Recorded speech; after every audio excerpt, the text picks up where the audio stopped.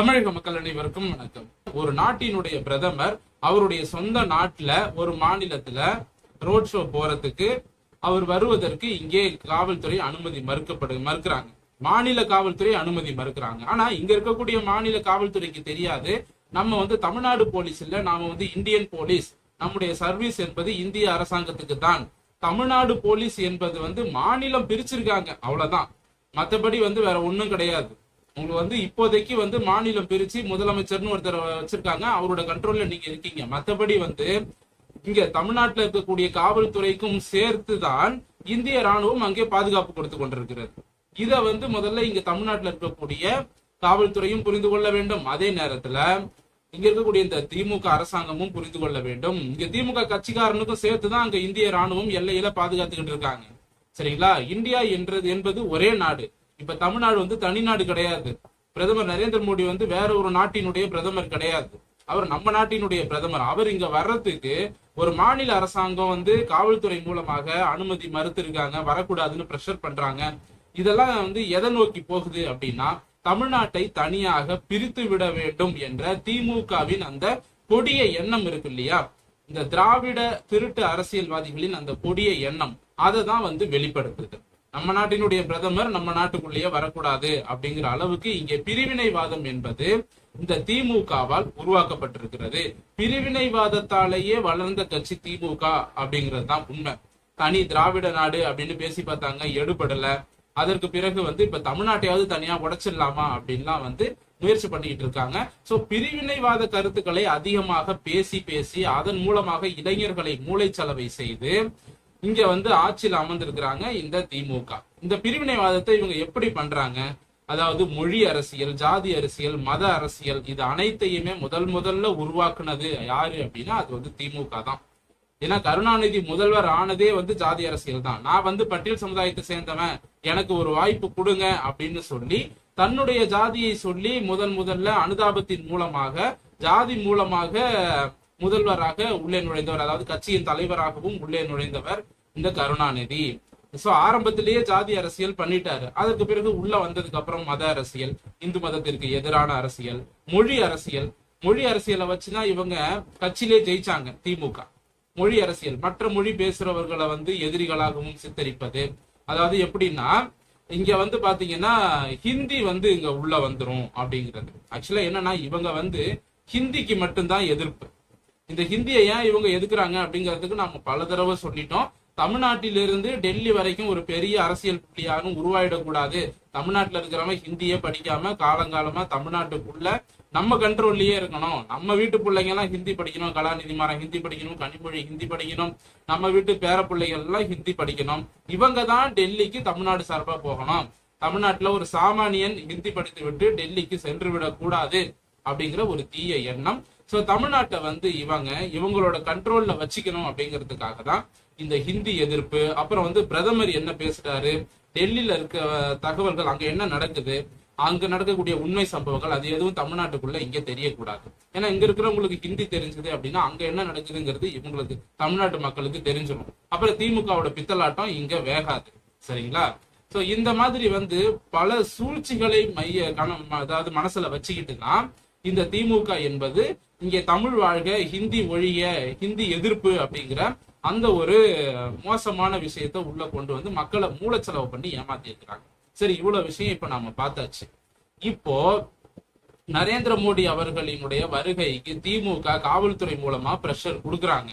Pressure கொடுத்தாலும் நீதிமன்றம் சென்று போராட வேண்டிய நிலைமைக்கு இன்னைக்கு இந்தியா இருக்கிறது. ஒரு பிரதமர் வர்றதுக்கே நம்ம நீதிமன்றத்திட்ட போய் பர்மிஷன் வாங்கணும்.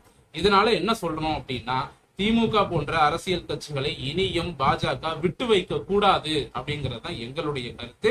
நிறைய மக்களோட கருத்தும் அதுதான். இன்னைக்கு நிறைய ஊடகங்கள் கோயம்புத்தூர் பகுதியில கருத்து கணிப்பு கேட்டிருக்காங்க. நரேந்திர மோடி அவர்கள் வருகைக்கு காவல்துறை அனுமதி மறுத்திருக்காங்களே, உங்களுடைய கருத்து என்னன்னு கேட்டதுக்கு, நம்ம நாட்டு பிரதமர் நம்ம நாட்டுக்குள்ள வர்றதுக்கு காவல்துறை ஏன் அனுமதி மறுக்கணும், அவருக்கு வர்றதுக்கு முழு உரிமை இருக்கு அப்படின்னு மக்களே பேட்டியெல்லாம் கொடுக்குறாங்க. அப்போ பொதுமக்கள் தெளிவாக இருக்கிறார்கள்.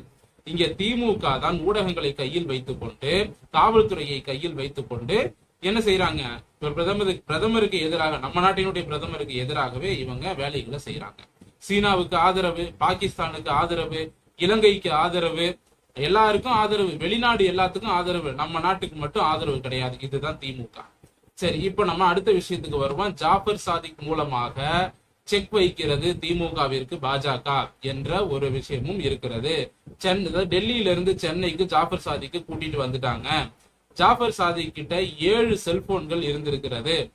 ஒரு மனுஷன் 2 செல்போன் வச்சிருக்கலாம். இப்ப பெரிய பிசினஸ் மேனா இருந்தா என்ன பண்ணுவாங்க, 2 செல்போன் வச்சிருப்பாங்க. ஒன்னு பிசினஸ்க்கு, இன்னொன்னு ஃபேமிலி, ரிலேட்டிவ்ஸ், ஃப்ரெண்ட்ஸ் இவங்களுக்கு. இன்னும் சில பேர்லாம் பாத்தீங்கன்னா ஒரே செல்போன் தான், 2 நம்பர் வச்சிருப்பாங்க. ஒரு நம்பர் வந்து அவங்களுடைய பிசினஸ், ஃப்ரெண்ட்ஸ் இவங்களுக்கு, இன்னொன்னு வந்து பாத்தீங்கன்னா ஃபேமிலி, ரிலேட்டிவ்ஸ் இவங்களுக்கு, இப்படி வச்சிருப்பாங்க. ஆனா ஜாஃபர் சாதிக் 7 செல்போன்களை பயன்படுத்தி இருக்கிறான்.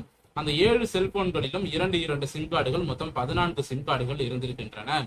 இந்த ஜாஃபர் சாதிக்கிடம் இருந்து 7 செல்போன்கள் கைப்பற்றப்பட்டிருக்கிறது. அந்த 7 செல்போன்களையும் ஆய்வு செய்த அதிகாரிகள் அதிர்ச்சிக்கு உள்ளாகி இருக்கிறார்கள். பல அரசியல் பிரபலங்கள், சினிமா பிரபலங்கள், பல பேரோட அவன் வந்து வாட்ஸ்அப்ல பேசியிருக்கிறான், போன் கால்ல பேசியிருக்கிறான், மெசேஜ் எல்லா லிங்கும் இருந்திருக்கு. டெலகிராம்ல இருந்து அத்தனை சமூக வலைதளங்கள் எல்லா கணக்கையுமே எடுத்துட்டாங்க. சோ பல முக்கியமான சினிமா மற்றும் அரசியல் பிரபலங்கள் இந்த ஜாஃபர் சாதிக்கோட நெருக்கமா இருந்திருக்காங்க. அது மட்டும் இல்லாம தமிழ்நாட்டில் இருக்கக்கூடிய காவல்துறை உயர் அதிகாரிகள், நீதிமன்றத்துல இருக்கக்கூடிய பெரிய பெரிய வழக்கறிஞர்கள், நீதிபதிகள், அதுக்கப்புறம் வந்து அரசு துறையில இருக்கக்கூடிய பெரிய பெரிய அதிகாரிகள், இப்படி பல பேர் வந்து இந்த ஜாஃபர் சாதிக்கோடு நெருக்கமாக இருந்திருக்கிறார்கள்.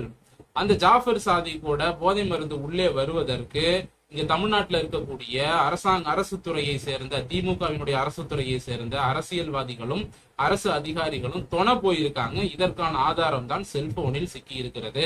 மொத்தம் 7 செல்போன்ல சிக்கி இருக்கு. சோ ஒருத்தர் 7 செல்போனை பயன்படுத்துறான் அப்படிங்கும் போதே அங்க அவன் மேல டவுட் இருக்குமா இல்லையா? கொஞ்சம் யோசிச்சு பாருங்க. இன்னும் சில பேர் வந்து ஜாஃபர் சாதிக்கு முட்டு கொடுக்குறாங்க. அந்த ஜாஃபர் சாதிக்கு ஆதரவாக வாதாடக்கூடிய வக்கீல் எல்லாம் பேசுறான். அந்த ஆள் பேசும்போதெல்லாம் பாத்தீங்கன்னா என்னமோ நீங்க போதை மருந்தை கைப்பற்றினது உண்மையா, அதை முதல்ல கண்ணுல காட்டினீங்களா, இப்படிங்கிற மாதிரி எல்லாம் கேள்வி கேட்கிறான். சரி, ஓகே, ஜாஃபர் சாதிக் நல்லவனாக இருந்தால் 7 செல்போன்களை ஏன் பயன்படுத்த வேண்டும், அந்த ஒரு கேள்வி இருக்கா இல்லையா? சோ ஏற்கனவே நான் சொல்லியிருக்கேன், ஜாஃபர் சாதிக்கோட செல்போன் எண்களை வந்து ட்ரேஸ் பண்ணிருக்காங்க, ட்ராக் பண்ணிருக்காங்க. அது மட்டும் இல்லாம அந்த அலைபேசி உரையாடல்களையும் வந்து உளவுத்துறை ஒட்டு கேட்டு இருக்கிறது. வேற வழி இல்ல. இவன் வந்து போதை மருந்து கடத்துறான், இவன் தீவிரவாத செயல்ல ஈடுபடுறான், தீவிரவாத செயல்களுக்கு துணை போறான், இவன் மேல சந்தேகம் இருக்கு அப்படின்னு உளவுத்துறை முடிவு பண்ணிட்டாங்கன்னா அவனுடைய ஆக்டிவிட்டிஸை வாட்ச் பண்ணுவாங்க. செல்போன் எண்களை ஒட்டு கேட்பார்கள், அழைப்புகளை ஒட்டு கேட்பார்கள். எல்லாத்தையுமே வந்து ஒட்டு கேட்க வேண்டிய ஒரு நிலைமைக்கு எந்த அரசாங்கமாக இருந்தாலும் தள்ளப்படும். அது அமெரிக்காவா இருக்கட்டும், ரஷ்யாவா இருக்கட்டும், நாட்டின் பாதுகாப்பிற்காக ஒரு அரசாங்கம் என்ன வேண்டுமானாலும் செய்யும். சோ ஏற்கனவே ஜாஃபர் சாதிக்கோட செல்போன் அழைப்பெல்லாம் ஒட்டி கேட்டுட்டாங்க. நிறைய தகவல்களை அது மூலமாவே சேகரிச்சுட்டாங்க. அதுக்கு பிறகுதான் ஜாஃபர் சாதிக்கை பிடிச்சாங்க. இப்போ இந்த ஜாஃபர் சாதிக் மூலமாக டெல்லியில இருந்து ஜாஃபர் சாதிக்கு சென்னைக்கு அழைச்சிட்டு வந்ததுக்கு காரணமே திமுகவிற்கு ஒரு செக் வைக்க வேண்டும். திமுகவை இந்த தேர்தலில் வேலை செய்ய விடாமல், அந்த தேர்தல் வேலையை செய்ய விடாமல் தடுக்கணும் அப்படிங்கிறதும் வந்து பாஜகவோட ஒரு அஜெண்டாவாக இருக்கலாம். இது வந்து ஒரு அரசியல் தான். இதுல வந்து நம்ம எதுவுமே சொல்ல முடியாது. பொதுவா வந்து ஆளுங்கட்சி, எதிர்கட்சி அப்படிங்கிற அந்த ஒரு அரசியல் வந்து நிச்சயமா இருக்கும். சோ இந்த போதை மருந்து வழக்குல இந்த அரசியல், சினிமா பிரபலங்கள், அரசு அதிகாரிகள், காவல்துறை அதிகாரிகள் இவங்களெல்லாம் வந்து கைது பண்ணி விசாரணை பண்ணலாமா, இல்ல சம்மன் அனுப்பி நேர்ல வர வச்சு விசாரணை பண்ணலாமா, இத பத்தி தான் தற்பொழுது அதிகாரிகள் ஆலோசனை பண்ணிட்டு இருக்காங்க. அந்த போதை மருந்து தடுப்பு பிரிவு அதிகாரிகள் ஆலோசனை பண்றாங்க. சம்மன் அனுப்புனாலும் அதுவும் பிரச்சனை தான். சம்மன் அனுப்பதுக்குள்ள நேரடியா வீடு புகுந்து கைது பண்ணி கூட்டிட்டு வந்து கஸ்டடியில வச்சு விசாரணை பண்ணலாமா அப்படிங்கிற மாதிரி யோசிக்கிறாங்க. சோ சம்மன் அனுப்பி விசாரணை பண்ணுவாங்களா அல்லது கைது செய்து விசாரணை செய்வாங்களா, இதுல யார் யார் மாட்ட போறாங்க? திமுகவினுடைய ஒட்டுமொத்த தலைமை, அந்த திமுக கட்சியில இருக்கக்கூடிய பெரும் புள்ளிகளே மாட்டுவாங்க. ஒருத்தர் 2 பேர் தான் மிஸ் ஆவாங்க. 90% திமுக இருக்கக்கூடிய முக்கிய புள்ளிகள் ஜாஃபர் சாதிக்கோடு நெருக்கம். ஜாஃபர் சாதிக் கிட்ட பணம் வாங்கி இருக்கிறாங்க. சேலம் மாநாட்டுக்கு ஜாஃபர் சாதிக் பணம் கொடுத்திருக்கிறான். 50 கோடி ரூபாய் பணம் கொடுத்திருக்கிறான். அது 50 கோடியா 60 கோடியான்னு தெரியல. சோ பணம் கொடுத்திருக்கான் கோடி கணக்குல. அப்ப கட்சி நிதியும் கொடுத்திருக்கான். அவனே சொல்லியிருக்கான், நானே கட்சி நிதி 7 லட்சம் கொடுத்தேன்னு. அப்ப அந்த 7 லட்சமே போதும். நம்ம வந்து ஒண்ணு 7 கோடி 70 கோடி கொடுத்தேன்னு ஆதாரம் தேவையில்லை. ஒரு 7 லட்சம் கொடுத்தான்னு அவனே வாக்குமூலம் கொடுத்துட்டான். அதுவே போதும் திமுகவிற்கும் ஜாஃபர் சாதிக்கும் தொடர்பு இருக்குங்கிறது.